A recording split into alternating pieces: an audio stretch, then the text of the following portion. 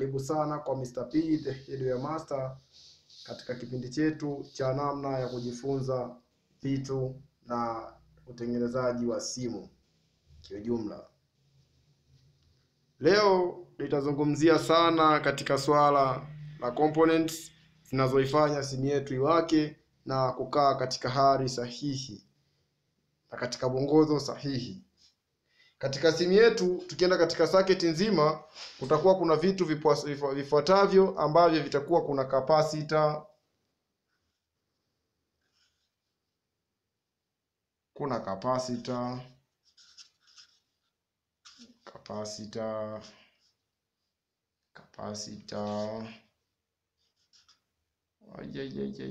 sorry, nimechapia katika uandikaji. Sorry. Yep, kuna capacitor. Okay.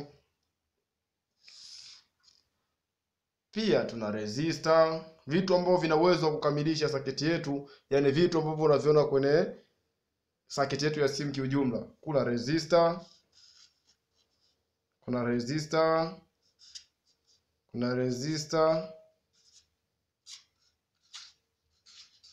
Okay. Pia tuna diode.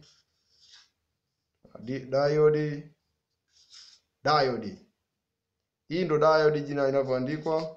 Kwa sio kashtuka kidogo kasema mbona ameandikaje master huyu? Okay, kuna diode. Okay. Pia tuna kitu kingine ambacho tumekisahau hapa na hatujakisahau ila tulikuwa tujakiweka, ni transistor.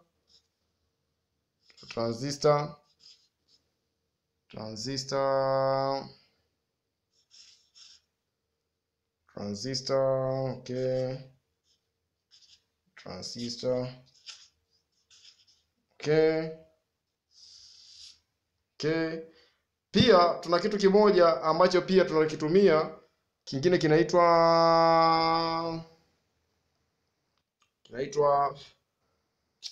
coil booster.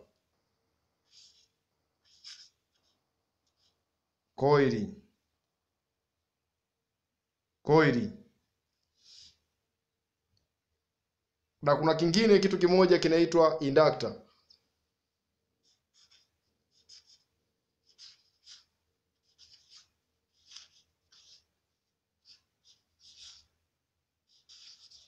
Okay. Safi sana. Na tuna kitu kimoja ambacho tujakisahau. Hichi tunaweza kukiweka kwa hapa. Kinaitwa IC.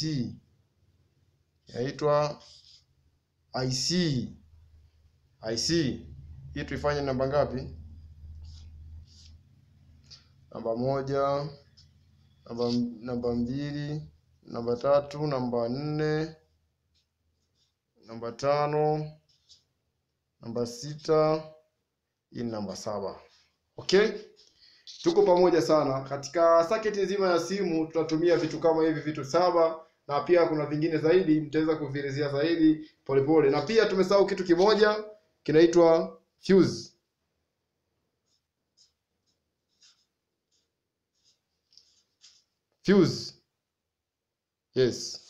Yes sir. Okay? Pia tuna kitu kimoja kinaitwa fuse.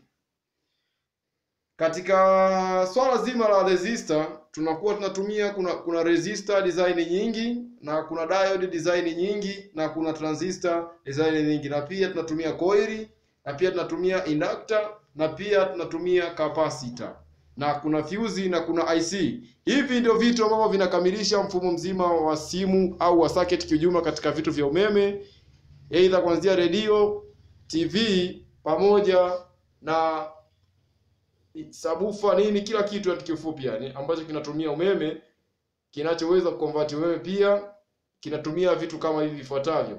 Pia nitaenda kuelezea kazi zake kiujumla, na pia tuna transformer. Mara nyingi huwa hatunaga kwenye swala la simu, ila kuna vitu vingine tunalo. Transformer.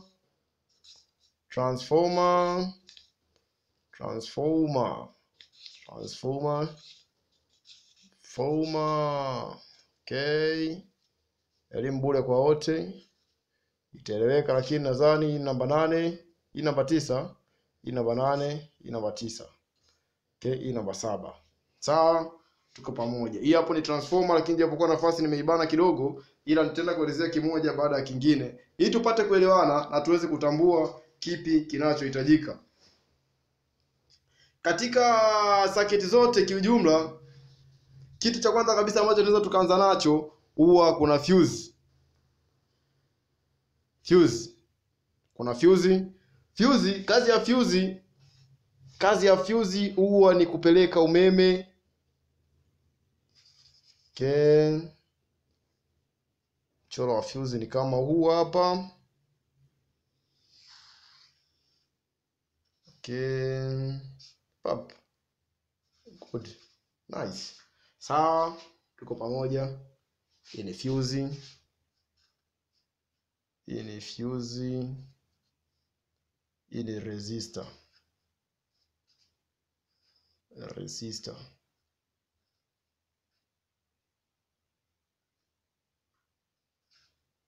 Hii ni resistor. Okay, tereweka hivyo hivyo, nadhani tumeelewa. Na pia tunakuaga na capacitor. Capacitor inakuwa design hii.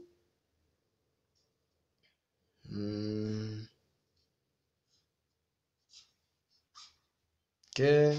Na pili tunakuwa na kitu kimoja kinaitwa diode. Diode tukitaka kama tunachora diode, tunachora mchoro wa design hii. Okay.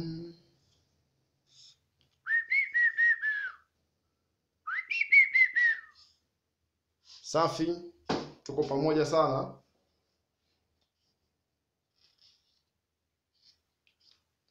Sawa, tunae pamoja. Okay? Hii ni diode. Hii ni capacitor.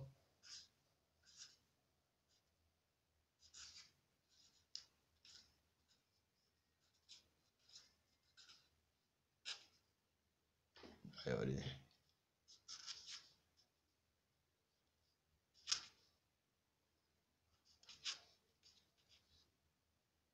Na pia tuna kitu kinaitwa transistor, ila kwa leo tutaishia hivi vitu vitatu kwanza, na video hii nitakuja kuzungumzia kitu kinaitwa transistor.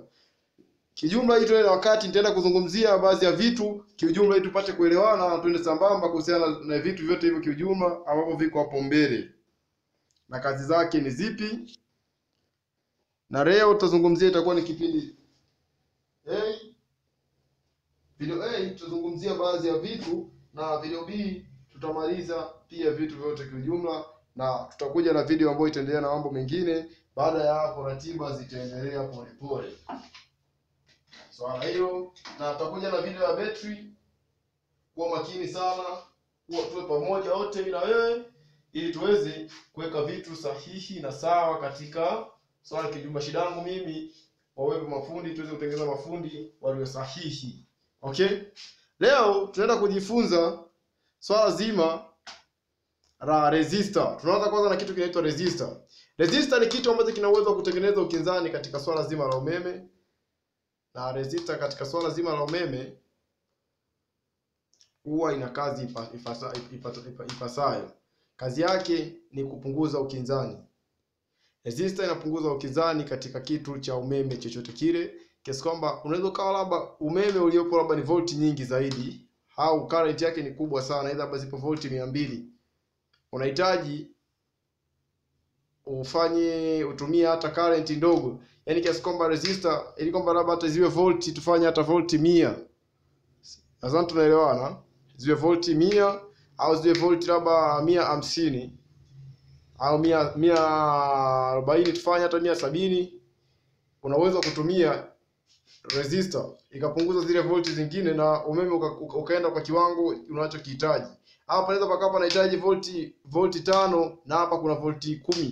Kwa hiyo unaweza kutumia resistor ambayo inapunguza volti, inanyonya volti mpaka zibakie ndogo, yani kwamba inapitisha kiwango kidogo mpaka kuja kufikisha ile sehemu zinakuwa ni volti kidogo zaidi. Na ndio maana resistor tukaiwekea hivi ama mawimbi ya design hii. Kiasi kwamba yani tumeiwekea kwamba hivi, na maana umeme ukishafika hapo utakuwa unapunguzwa hivi. Utakuwa unapunguzwa na maana utakuwa una yumba, utapungua kiasi kwamba utakuwa unaminywa. Resistor kazi yake yenyewe ni kuminya. Kwa hiyo itauminya ule umeme na utabakia mdogo kwa kiwango jinsi kinavyohitajika. Kwa mfano aidha speaker either labda inahitaji, labda naweza nikasema labda either taa fulani labda inahitaji mwanga ambao ukiwa ni mkubwa zaidi hapo hii taa itaungua. Either labda kama volti unatumia adapter yako ina volti 5 na una balbu yako ina volti labda tuseme 4. Yaani inataka kutumia volti 4. Unaweza ukatumia resistor bila kuweka resistor ambayo ina uwezo wa kuzuia kile kitu bila kuweka resistor, ina maana balbu itaungua au itawahi kupata madhara kwa haraka, yani kiujumla. Balbu yako itawahi kuungua kwa sababu hapana resistor. Na moto uliopo pale ni mkubwa. Hapana kitu ambacho kina uwezo kupunguza nini? Umeme. Unapoiona resistor popote pale, ujue imewekwa kwa ajili ya kupunguza umeme na kumaintain kiwango sahihi cha umeme. Yaani na hiyo una maintainia, na kuna resistance.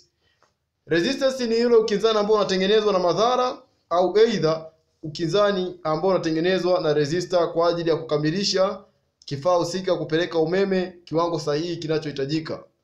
Kazi ya resistor yenyewe ni kupunguza umeme. Naweza nikafanya kwa mfano either ni mtu mmoja, naweza nikatoa hapa kwa mfano kama labda huyu hapa mtu, labda hili hapa ni bomba. Hili ni bomba. Na hapa kiwepo kitu ambacho kina uwezo wa kuiminya. Yaani hii bomba linapitisha umeme, maji mengi. Haya hapa bomba vizuri linapitisha maji yake mengi. Hii tufanye, hii ni waya. Hii ni waya yetu ya umeme, ndio hii hapa waya yetu ya umeme. Ninaposema waya yetu ya umeme ni kitu ambacho kinapitisha umeme. Kwa hapo ukiweka resistor sasa umepabana kuweka kitu kinaitwa resistor. Ina maana hapo kuna pabana. Kwa mfano hapo unaweka hapo hata kizuizi kama hichi. Si ndio? Hapo umepabana. Ina maana maji yatakayopita hapa aka nafasi ni kadogo, yatapita ni maji kidogo sana. Kiasi kwamba labda kama hata kama huku maji yatapita ni madogo sana. Kiasi kwamba hata kama huku labda kifaa chako ndoo yako ilikuwa ni design hii, ulikuwa umeifungulia maji bomba lote hili, ikawa mengine yanapitiza yanamwagika, lakini kwa kiwango hichi umeweka hapa maji yataenda sahihi jinsi inavyohitajika kutokana na wewe jinsi ulivyopangilia. Aidha unaweza ukaminya sana paka padogo, aidha unaweza ukaminya sana paka panaingia maji madogo, aidha unaweza ukaminya ukazidisha kiwango. Je, unahitajika ujue kwamba hapa nahitaji kiasi gani resistor na kwa iweka inaendanaje kwa kuangalia. Na pia tukitoka katika swala la resistor, kuna swala lingine linaitwa fuse. Fuse mara nyingi hatuitumii sana kwenye swala la simu, lakini fuse pia ipo. Japokuwa hatuitumii sana kwenye swala la simu, ila kwa mfano ukienda kwenye TV kuna fuse, ukienda kwenye naneli kuna fuse, kwenye radio kuna fuse. Fuse kazi yake ni ulinzi wa socket yako. Unapoiona popote fuse, usipende kutumia shortcut labda fuse imekatika ukapima fuse kupitia multimeter ukakuta ni kawaya ukataka katika. Katika umeme kuna kitu kinaitwa current na kuna voltage. Kuna voltage na kuna current. Voltage ni pressure. Voltage ni pressure ya umeme. Yaani ni pressure kwamba ni kama vile bomba. Yaani voltage ni pressure, lakini hichi ndio maji. Kwa mfano kama hili ni bomba letu hili.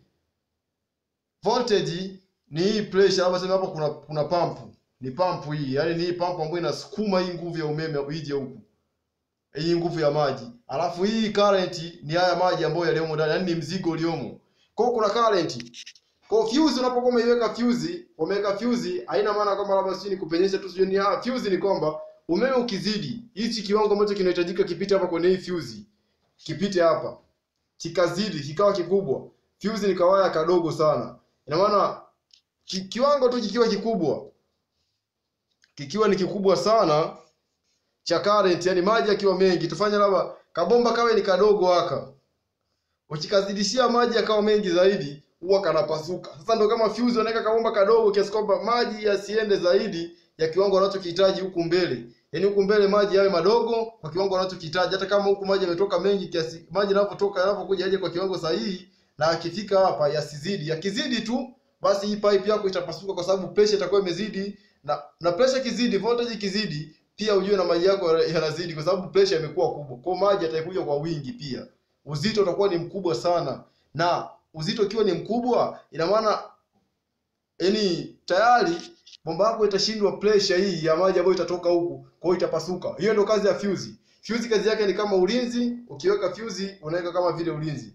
Na katika ulinzi wa fuse ndio kama hivyo nilivyoweza kuelezea, kazi yake yenyewe inalinda kidesign hiyo Kwa hiyo unapokuwa unaweka fuse yako, unavyoiona fuse usidharau ukasema uitoe. Tafuta fuse ya design hiyo, kama fuse imeungua usiweke mawaya. Weka fuse kiasi kwamba ikitokea injury, fuse itakusaidia kuungua mapema. Wake fuse kinyewe kipata kiwango kikiwa kikubwa cha umeme ambacho kimepimwa hapa kwamba kiwango cha ambacho kinatakiwa kija huku ni kiwango fulani, alafu ikaja kiwango fulani kikazidi, basi fuse kawaida yake yenyewe itafumuka, itaungua kawaya na itakata. Na fuse ikikata inakuwa ni jambo la msingi kukuelekeza kama wewe fundi, bana, hii kuna tatizo ambalo lisababisha mpaka fuse kukata. Kwanza usikazane kutibu tu fuse, anza kwanza kuangalia ni tatizo gani lililofanya hivyo. Basi nadhani tutakuwa tumejielewa kwa hilo swala la fuse. Fuse ni kitu kidogo sana. Na leo nitaingia tena kwenye swala la capacitor. Hii video itakuja video A, video B mpaka video C. Video C itakuja design ya kukuonesha jinsi zinavyokuwa zile bidhaa na component zote, nitazionyesha, nitazileta, nitawaonesha zote kwa pamoja. Ya leo niishie hapo. Nakuja kwenye swala la capacitor. Kwenye swala la capacitor kiujumla. Capacitor ni kifaa tunachoweza kukitumia kwa ajili ya utunzaji wa moto kwa wakati na kuutoa kwa wakati, kwa ajili ya kutusaidia nguvu fulani, aidha kusaidia upunguzaji wa mawimbi katika umeme. Nadhani tuko pamoja, tunaelewana. Tuko pamoja. Kwanza tunaanza na resistor. Nadhani resistor umeweza kukumbuka. Tumekuja kwenye fuse, umeweza kuitambua. Na kama umeweza kuzifahamu zote hizi, au kwanza nikupeleke kwenye diode ili upate kunielewa. Kwanza ningeanza na diode na hizi ili nikija kwenye capacitor unielewe ni kwa sababu gani kinaeleweka. Tunakuja kwenye swala la diode. Diode ni kifaa ambacho tunakitumia mara nyingi kama kuconvert, kama kwenye swala labda la hizi za kawaida, kuconvert umeme, kufanya nini. Na diode kawaida yake, sheria yake inapeleka umeme sehemu moja. Diode inapeleka umeme sehemu moja na isirudishe nyuma. Nimeelekea kidogo, lakini ingetakiwa hija hapa mpaka hapa size pop. Hii ndio inatakiwa ifike hapa. Okay. Maana diode kwa design hiyo, na maana umeme utaenda huku ila huku hautorudi. Huku hautokuja kamwe. Hiyo ndio ishara ya diode kukuonesha kwamba itakupelekea umeme sehemu moja na haitorudi sehemu nyingine. Diode kwa mfano kuna muundo fulani tunaweza tukafanya kuconvert umeme. Kuconvert umeme ambao ni wa AC, kwa sababu tutatumia umeme wa AC na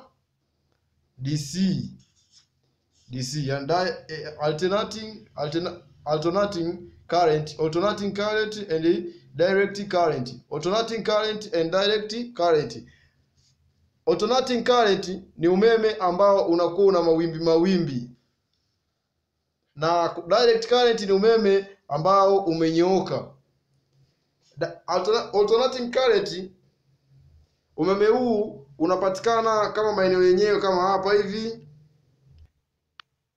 Okay, hiyo ndio alternating current. Ndivyo inavyokuwa kama umeme ambao tunautumia hapa, huu ni alternating current. Kabla tuja convert tunakuwa na alternating current.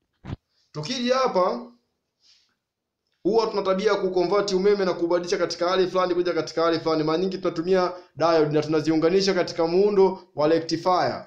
Unaona katika rectifier diode, ambapo diode yenyewe kazi yake ni kupeleka umeme mbele na isirudi nyuma. Na diode zenyewe zinakuwa na kiwango sahihi cha kupitishaji wa umeme. Unaweza kukuta hata imewekewa volti ngapi, hapa imewekewa volti ngapi, hapa imewekewa volti ngapi, inategemeana kiwango sahihi. Lakini ila diode tutatumia mara nyingi kuconvert umeme kutoka katika hali ya AC kuja hali ya DC. Na umeme ukishakuja, diode yenyewe kwa sababu inapeleka sehemu moja, na umeme hapa tunavyofahamu unakuja kwa mawimbi, hali ya mawimbi, itakuwa inachukua umeme hapa inautupa mbele, hairudishi nyuma. Inatoa umeme huku inaupeleka mbele. Kwa sababu umeme si ni wa mawimbi, ina maana hili wimbi likija hapa lenyewe litatupa tu.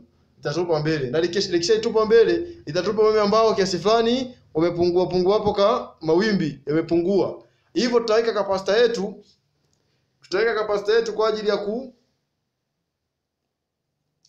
Kwa ajili ya kustore charge, kwa sababu unakuja kwenye capacitor, kazi ya capacitor ni kustore charge, inatumika kustore charge. Yaani kwamba kwa mfano charge ikiingia kazi charge ya kwenye capacitor, yaani kwamba umeme ukifika hapa kwenye capacitor eti charge. Umeme ukiingia kwenye capacitor yenyewe inapokea kama ndoo. Tufanye labda ile hapa ni bomba. Ndio hapo hii ni ndoo ya maji. Hiyo ndoo ya maji. Na kwa hapa labda niseme hivi. Na hapa kuna koki. Hiyo ni ndoo ya maji, si ndio? Maji yakiwa yanatoka kwanza kwa hapa nakuja kwanza kwa huko ambako nitatengeneza bomba. Tutengeneza labda nitachora bomba ambalo litakuwa arina na nili. Yenyewe itakuwa tu inatoa maji. Ina maana maji yakiwa na katika ili bomba letu, si ndio? Hii bomba yetu ikiwa inatoka maji, hii bomba ndio tufanye hii ni diode. Hii diode, si ndio? Hii diode ikipokea maji si yana mawimbi. Ina maana itakuwa inapeleka maji yanadondoka chini kutoka kwenye rectifier. Ina maana maji yanadondoka chini aga yarudi juu. Ina maana hii ni diode. Diode ikidondosha chini hairudishi juu. Yaani maana hairudishi nyuma. Ina upande mmoja ambao unakuwa ni cathode na upande mmoja unakuwa unaitwa anode. Anode na cathode. Anode na cathode. Yaani anode na cathode. Hapa tunaelewa wengine wanasema emitter na base, lakini anode na cathode ndio muundo wa diode jinsi unavyokuwa. Na muundo wa diode jinsi unavyokuwa umewekwa kwa design. Kwa hiyo ukidondosha chini hapa, umeme kiasi fulani unakuwa na mawimbi. Ina maana ukiwa unaondoka hivi, maji, ina maana hii bomba letu, hii diode yetu, ikiwa maji bomba ikiwa nakata maji hapa, yani ikiwa inadondosha pia inaachia, kwa sababu umeme unaotoka huko unayumba, unakata na pungua unaongezeka. Ina maana ukiwa unadondoka pia unaachia, ukiwa unaondoka pia unaachia. Unadondoka unapungua. Ina maana hapa tutakuwa tunapata kiwango cha kumwagika poa.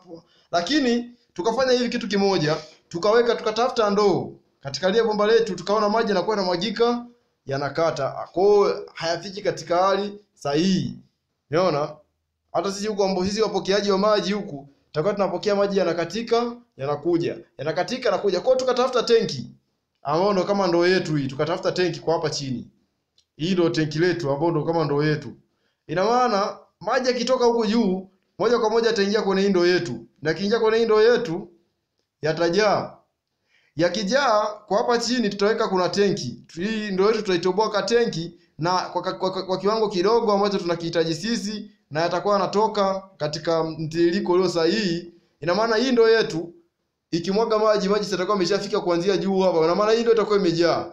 Yenyewe itakuwa inatoa mtiririko ulio sahihi, haitakuwa inakata wala kunanilii, bali itakuwa inatoa mtiririko ulio sahihi. Ina maana tutapata maji yenye mtiririko sahihi ulionyooka, kiasi kwamba hautakuwa unakatakata. Labda kama kiasi kwamba tukikata maji, ina maana mpaka hii ngoma imalizie kwa hapa, mpaka kuja kumalizia hapa. Yaani mpaka haya maji yaje yaishe yote, yashuke mpaka chini, ndio nakuwa yameisha kwa design hiyo. Kwa leo ngoja tuzungumzie hivyo vitu tu. Aidha labda kama nionyeshe kidogo kwenye swala la transistor au coil. Okay? Tunapokuja kusemea kitu kinaitwa coil. Coil ni winding.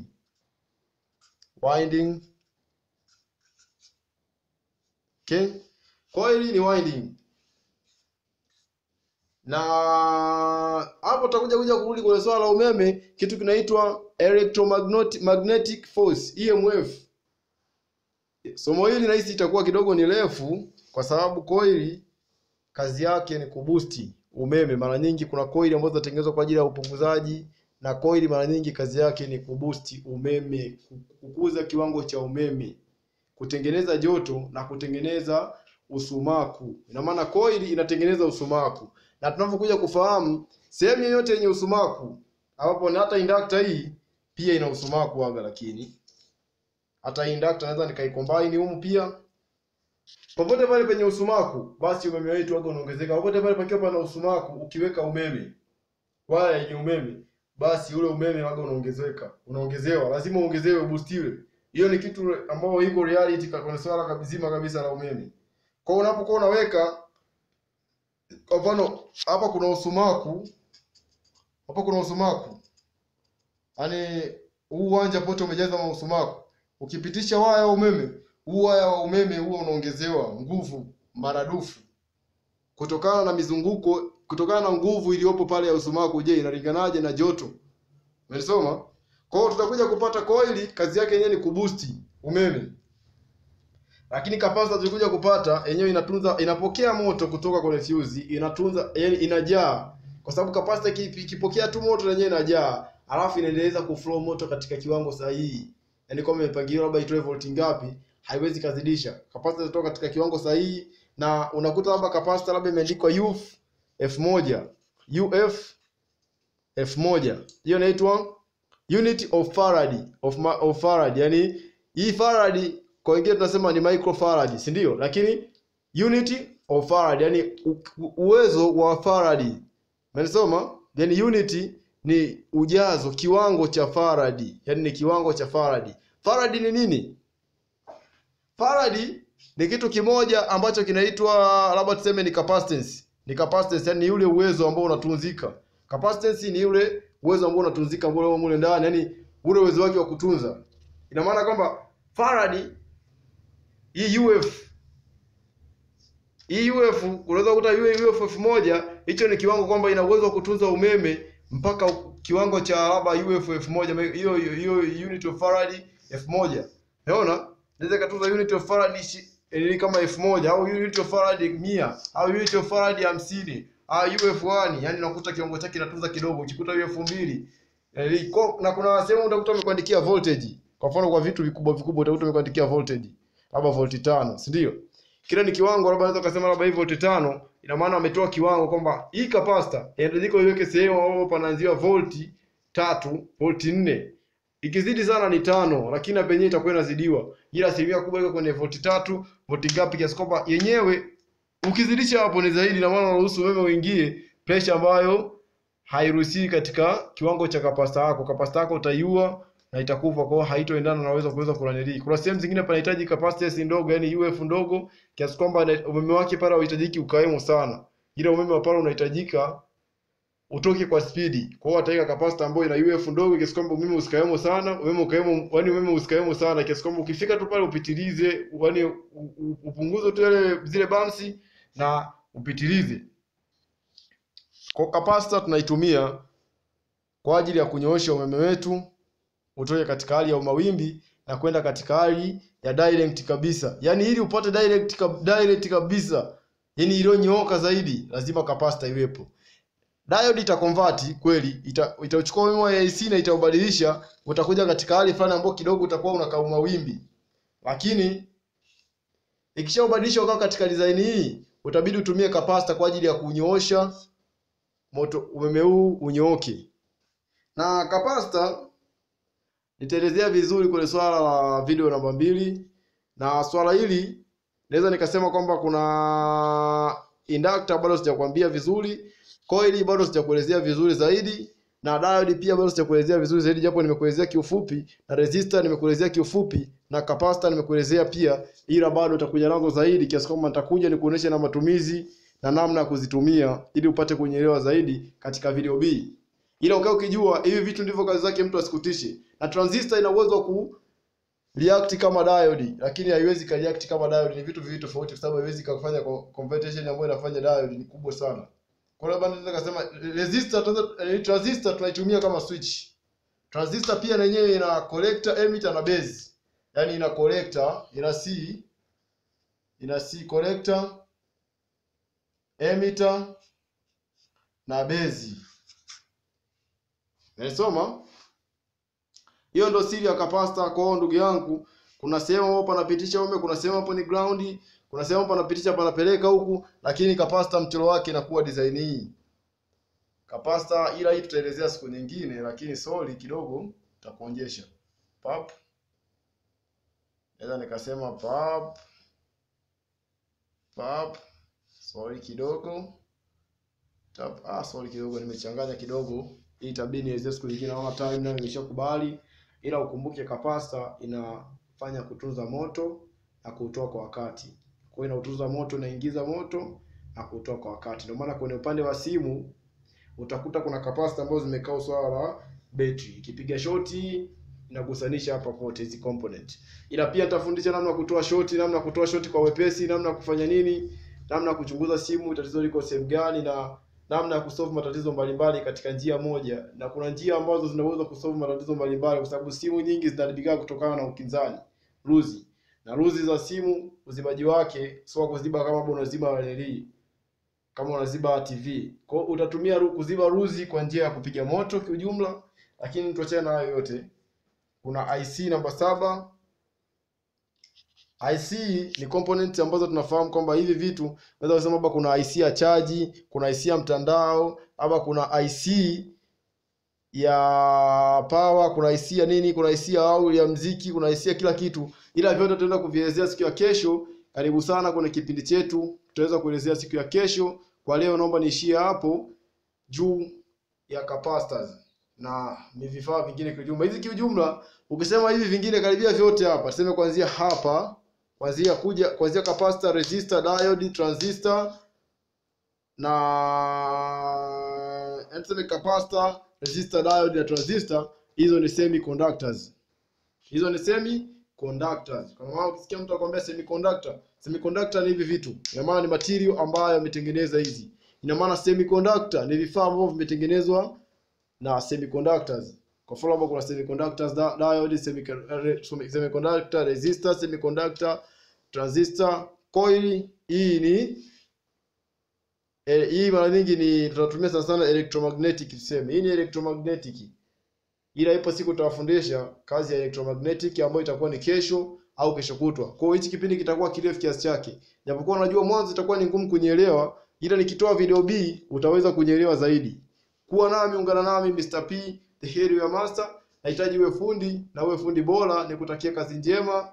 Ila tukumbuke unapokuwa ukisikia neno rectifier diode, kwanza hapa nimesahau. Ukisikia neno rectifier diode, usitio kafikia kwamba ni diode ni moja inaitwa rectifier diode.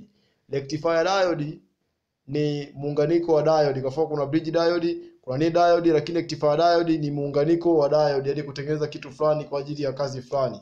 Kwa rectifier ni muunganiko, ni diode zimewekwa kama ngapi, lakini zimetengenezwa katika muundo wa rectifier. Either inaweza ikaikuwa miguu miwili ukajua ni moja, lakini kishaitwa rectifier ina maana iko katika miguu mitatu kuendelea. Yaani eti miguu mitatu iko katika kuna diode ambazo zinaanzia kuanzia 2 kuendelea. Kwa rectifier ni muunganiko wa diode kwa ajili ya kuconvert. Mara nyingi ndio tunaitaga rectifier diode. Hiyo ndio kazi ya rectifier. Ila pia kuna Zener diode. Zener diode tutatumia sana kwa charging. Simu yote ambayo imeshindikana swala la charging nitafundisha namna ya kutumia diode kuchaji. Na ni kwa nini diode inatumika kuchaji pia nitaelezea. Na ni kwa sababu gani na namna gani ya simu ambayo inasumbua tutatumia capacitor. Simu ambayo inasumbua inawaka inazima, tutatumia capacitor ili uweze kutambua kazi ya capacitor vizuri. Ili uweze kutambua kwamba capacitor ni kwa nini capacitor unasema kwamba inatunza moto kwa wakati na kutoa kwa wakati, na ni kwa nini iwe kama ndoo isawazishe umeme uende katika hali ya kuflow vizuri. Utaiona kazi ya capacitor na nitaweza kuelezea katika njia, nitaweza kuchora mchoro mmoja wa simu ambao utaweza kukusaidia na kukutoa katika hali fulani ya tafarani. Na pia swala la fuse hata kwenye simu pia zipo. Kwa hiyo usije ukajisahau, pia nitazionyesha. Fuse kwenye simu pia zipo, lakini wengi tunajisahau. Na pia kuna resistor. Resistor hizi tunazitumiaga kuvusha sana unaweza hata kwenye swala la line pale, kwenye nini, kwenye kila kitu nadhani utakuta kuna resistor. Jamani, najaribu kukumbusha tu. Transformer tutumii kwenye simu mara nyingi. Transformer zipo kwenye radio, kwenye TV, kwenye kila kitu. Transformer jamani, wale ambao tufahamu transformer tunatumia kupunguza umeme na kugawanya katika kiwango fulani. Aidha tunahitaji kitu fulani katika vitu fulani, mara nyingi tunatumiaga hivyo. Na kuna transformer za kupandisha juu na kushusha chini, lakini si transformer ambazo tunatumia kwenye radio ni transformer za upunguzaji wa umeme. Hatutumiagi transformer za uongezaji wa umeme. Kwa kuna design mbili ya transformer. Lakini jamani, kama hujanielewa vizuri, comment hapo chini video, comment hapo kwenye video chini, basi na mimi nitanyoka nawe hewani, nitahakikisha umeelewa, nitahakikisha umekuwa pamoja nami, nitahakikisha tumeelewana, tumesonga, tuko pamoja, na Mungu akubariki sana.